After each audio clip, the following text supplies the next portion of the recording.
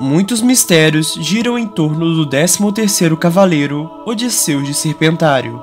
Porém, as teorias que giram em torno desse personagem são apenas embasados em mitologia grega. E como sabemos, há outras mitologias e religiões dentro da obra Saint Seiya. E se eu disser que tanto Asclépio quanto Odisseus são a encarnação de Lúcifer?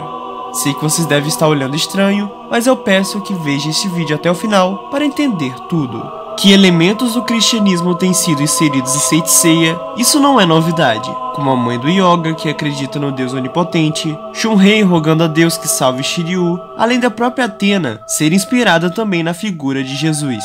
Dentre todos os deuses, ela é a única deusa que encarna como uma humana, e ela ainda se sacrifica inúmeras vezes pela humanidade. E temos que lembrar o mais importante: apesar do filme Os Guerreiros do Armagedon não ser considerado canônico, ele era para ser a última obra de Cavaleiros do Zodíaco. Inclusive, seu nome original era A Batalha Final. E uma curiosidade bônus: esse foi o único filme, tirando o Prólogo do Céu, escrito inteiramente por Kurumada. Entendendo que o cristianismo existe em Saint Seiya, agora vamos ver por que Lúcifer estaria por trás do Cavaleiro de Serpentário. Primeiro, vamos começar contando um pouco da história desse anjo caído. Lembrando que não é o mesmo Lúcifer do filme, e sim um novo completamente diferente.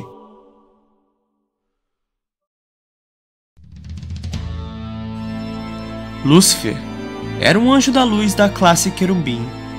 Ele era um anjo cheio de beleza, intelecto e perfeito nos seus caminhos. Mas, dominado por sua arrogância, ele queria ser maior que Deus. Lúcifer juntou um exército de anjos rebeldes e tramou tomar o trono dos céus. Por causa disso, Deus o expulsou dos céus e obrigou a ele e os anjos a andar pela terra. A partir daí, Satanás começou a tramar destruir tudo o que Deus fez. Primeiro, ele tomou a forma de serpente e persuadiu Eva para que ela e Adão comessem um fruto proibido e serem expulsos do paraíso. E claro, várias outras milhares de coisas através dos séculos. Lúcifer, tendo uma profunda inveja de Deus, ele sempre o imita. Como Deus tendo a Santíssima Trindade, Lúcifer tem a Trindade Satânica, onde tem o dragão, a besta e o falso profeta. Assim como Deus enviou seu filho Lúcifer, queria fazer o mesmo, mas ao contrário de Jesus, que trouxe salvação ao mundo, o filho do Satanás, o Anticristo, traria a destruição do mundo. Na batalha final, é dito que Satanás é vencido, preso por 1000 anos e liberto, e finalmente é destruído de uma vez por todas. Muito bem, mas o que isso tem a ver com Serpentário? Bom, é aqui que vamos ligar as coisas, começando com o número 13. Na Bíblia, o número 13 é um número de símbolo de rebelião e desobediência, meio que é o que Odisseus está fazendo no momento. Odisseus é dito ter uma beleza extravagante e praticamente do santuário o considerava perfeito, a mesma coisa de Lúcifer. Odisseus é simbolizado pela serpente, a mesma forma que Satanás tomou para enganar os humanos. O mais engraçado é que uma revolta é introduzida em Next Dimension por anjos, mas no caso, com o anjo Toma. Não que seja o caso do Serpentário, mas vale ressaltar esse ponto, além de que no filme Prólogo do Céu, existe um anjo chamado Odisseus, que no mesmo caso, não que tenha ligação, mas vale ressaltar isso. Outro fato é que a armadura de Serpentário tem traços angelicais, como asas, e seu elmo lembra um demônio com chifres. E, misturando os atributos de demônio e anjo, forma o aspecto de um anjo caído.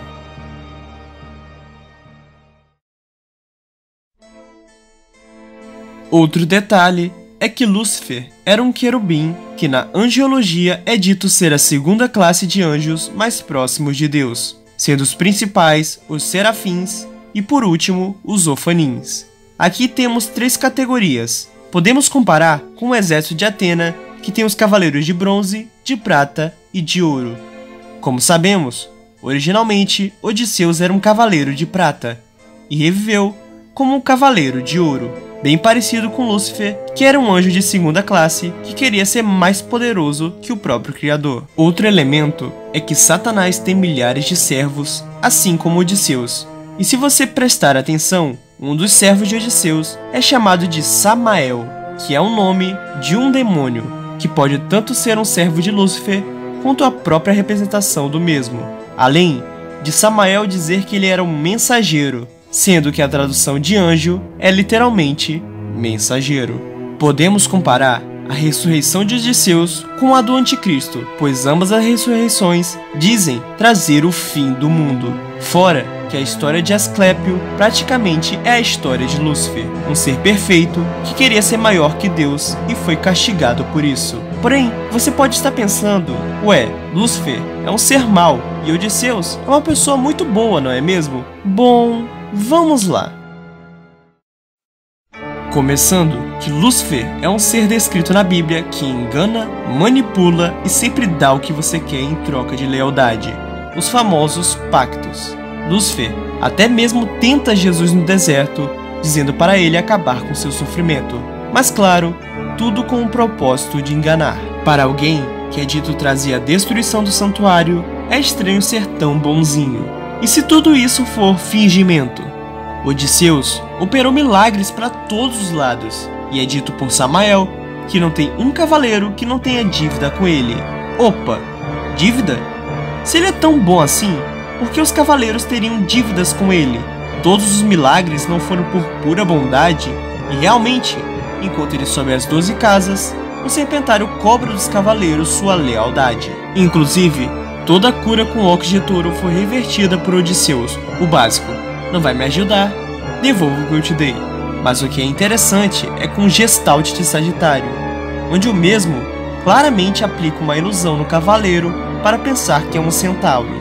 Ou seja, ele não realizou uma boa ação, apenas enganou o dourado para se sentir melhor, algo que Satanás faz. Também, quando ele se sacrifica para salvar os jovens do vulcão, ele ficou deformado e não se curou como fez na batalha contra Caim. Algo estranho. Será que isso foi só para causar comoção com os cavaleiros jovens?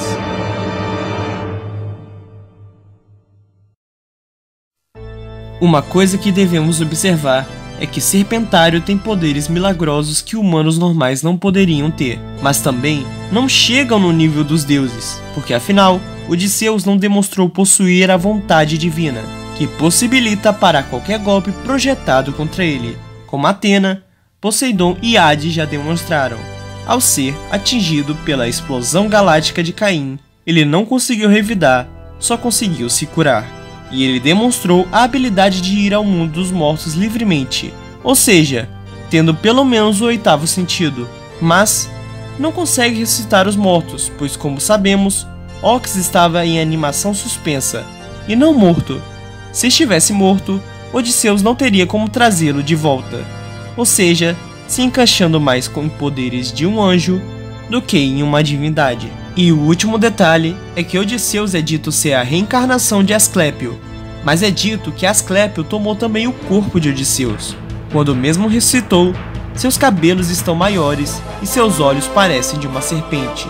Ou seja, ele mudou as características físicas do mesmo, algo que acontece com Shu quando é possuído por Hades, em que seus cabelos ficam pretos e sua pele branca, bem pálida. É mais fácil acreditar que o mesmo foi possuído por um anjo caído.